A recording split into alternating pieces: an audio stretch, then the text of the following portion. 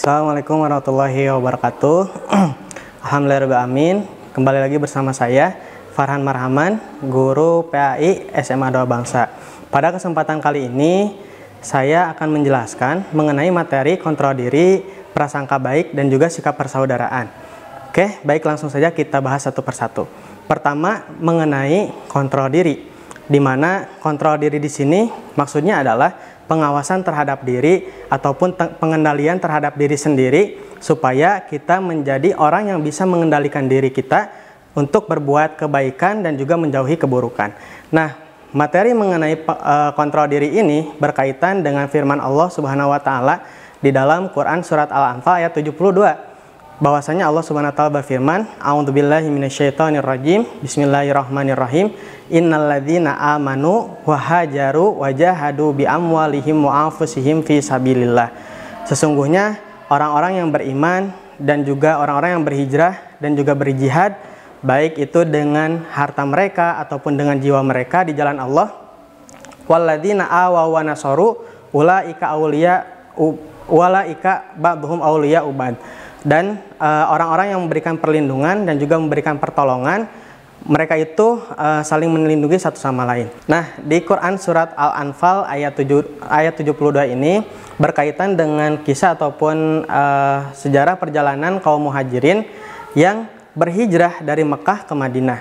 Nah, pada saat itu otomatis gitu ya, karena jarak Mekah ke Madinah itu sangat jauh, belum lagi diakses dengan kendaraan peliharaan seperti unta dan juga kuda, maka masyarakat Mekah yang kita kenal dengan masyarakat muhajirin itu mereka berhijrah dari Mekah ke Madinah dengan tanpa membawa kekayaan ataupun harta benda yang mereka miliki di Mekah. Sehingga ketika mereka sampai di Madinah, otomatis mereka membutuhkan pertolongan dari masyarakat Madinah. Dan kita kenal gitu ya, masyarakat Madinah yang menolong ini kita kenal dengan kaum Ansor gitu, atau orang-orang yang menolong terhadap kaum muhajirin. Nah, strategi yang Rasul terapkan kepada masyarakat muhajirin dan juga masyarakat Ansor adalah dengan mempersaudarakan antara satu dengan yang lain. Nah, contohnya misalkan Abdurrahman bin Auf itu dipersaudarakan oleh Rasul dengan sahabat yang dari Madinah, yaitu Sa'ad bin Robi gitu. Nah, yang unik dari kisah Abdurrahman bin Auf dengan Sa'ad bin Robi ini adalah ketika Abdurrahman bin Auf membutuhkan bantuan, maka Sa'ad bin Robi gitu ya memberikan tawaran untuk Abdurrahman bin Auf yang memang membutuhkan bantuan. Maka Sa'ad bin Robi berkata kepada Abdurrahman bin Auf, "Wahai saudaraku, aku ini mempunyai harta, aku ini mempunyai ladang, bahkan aku ini mempunyai 2 istri. Maka aku akan membagi semua itu dengan engkau. Dan pilihlah salah satu di antara istriku yang engkau senangi, maka aku akan menceraikannya supaya engkau bisa bisa menikahi istri saya tersebut." Tetapi yang unik di sini adalah ketika Abdurrahman bin Auf mendapatkan tawaran tersebut, Abdurrahman bin Auf justru menolak gitu, karena dia sadar diri gitu ya, sadar diri bahwasanya dia tidak mau menyusahkan saudaranya yang dari Madinah. Maka Abdurrahman bin Auf menolak itu semua. Bahkan Abdurrahman bin Auf menjawab, "Duluni ala suq, tunjukkan saja aku ke pasar, maka aku akan mencari penghidupan dengan hasil usahaku sendiri," gitu.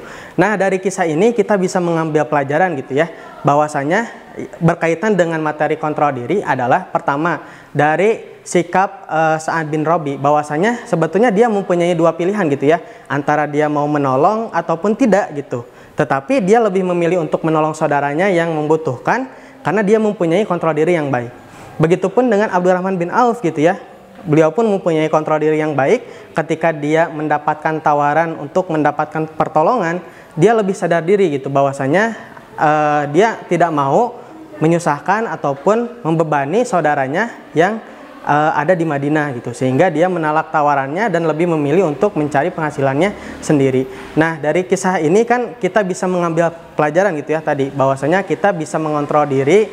Ketika kita melatih kontrol diri kita, mengendalikan diri kita, maka kebaikan yang akan ada di depan mata kita akan kita laksanakan dengan baik. Itu yang pertama. Yang kedua, mengenai prasangka baik. Prasangka baik itu kita harus senantiasa berprasangka baik, entah itu terhadap apa yang kita miliki ataupun terhadap kejadian atau perilaku dari saudara kita atau teman kita. Nah, materi tentang prasangka baik ini berkaitan dengan firman Allah di dalam Quran surat Al-Hujurat ayat 12, di mana Allah Subhanahu wa taala berfirman, Ya ayyuhalladzina amanu jtanibu katsiran minadh-dhon. Wahai orang-orang yang beriman, jauhilah oleh kalian banyak berprasangka. Inna ba'dadh-dhonni itsmun, karena sebagian dari prasangka itu adalah dosa gitu. Wala tajassasu wala yaghtab ba'dukum ba'dha, dan janganlah kalian mencari-cari kesalahan orang lain dan jangan kalian menggibah satu sama lain. Nah, dari ayat ini kita bisa mengambil pelajaran gitu ya, bahwasanya ketika kita menghadapi suatu masalah ataupun menghadapi perilaku dari teman kita, maka kita harus membiasakan diri untuk berprasangka baik. Misalkan ada teman kita yang rajin bersodakoh gitu ya, jangan sampai kita malah berprasangka bahwasanya dia mah ria, ataupun dia misalkan ingin dilihat oleh orang lain, ingin dianggap baik oleh orang lain. Jangan sampai ada prasangka seperti itu. Justru prasangka yang harus kita tanamkan itu justru prasangka baik gitu ya. Oh, ternyata dia mau berbagi dengan orang lain, dia punya kepedulian sosial yang tinggi dan lain sebagainya, sehingga antara satu dengan yang lain itu tumbuh sikap persaudaraan gitu, dari menumbuhkan sikap berprasangka baik. Nah, lalu yang ketiga, yang terakhir adalah sikap persaudaraan gitu ya, dimana tentang sikap persaudaraan ini Allah Subhanahu wa taala berfirman di dalam Quran surat Al-Hujurat ayat 10. Innamal mu'minuna ikhwatun fa aslihu baina akhwaikum wattaqullaha la'allakum turhamun. Bahwasanya kata Allah, sesungguhnya seorang mukmin dengan mukmin yang lain itu bersaudara gitu. Jadi dari ayat ini kita bisa mengambil pelajaran gitu ya, bahwasanya kita antara satu dengan yang lain itu harus menumbuhkan sikap persaudaraan.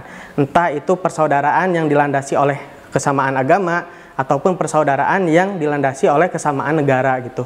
Sehingga salah satu hal yang harus kita tanamkan supaya kita bisa menumbuhkan sikap persaudaraan adalah sikap tasamuh. Tasamuh itu adalah toleransi atau menghargai pendapat orang lain gitu ya. Dimana kita di dalam hidup bermasyarakat pasti mempunyai perbedaan antara satu dengan yang lain. Jangankan berbeda agama gitu ya, terkadang di dalam satu agama pun kita punya perbedaan dalam melaksanakan suatu ibadah. Misalkan antara satu organisasi gitu ya dengan organisasi yang lain, ada yang ketika sholat subuh itu mereka ada yang kunut, ada juga yang tidak gitu.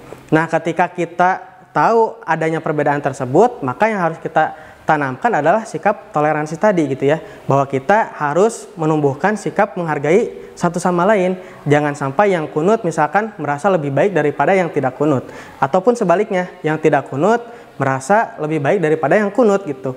Maka dalam hal ini kita harus menumbuhkan sikap toleransi, yaitu berpikir bahwasanya satu dengan yang lain selama mereka mempunyai dalilnya masing-masing dan dalilnya itu kuat, maka kita tidak boleh menyalahkan ataupun menganggap yang lain itu lebih buruk daripada kita gitu. Sehingga sikap persaudaraan itu akan tumbuh dan akan terjalin antara satu dengan yang lainnya. Oke, baik, itu saja pemaparan materi dari saya mengenai kontrol diri, berprasangka baik, dan juga sikap persaudaraan. Semoga dari materi ini kita bisa mengamalkannya dalam kehidupan sehari-hari, dan mohon maaf jika ada penyampaian materi yang kurang berkenan. Terima kasih. Hadanallah wa iyyakum ajmain wa syukran ala husni ihtimamikum. Assalamualaikum warahmatullahi wabarakatuh.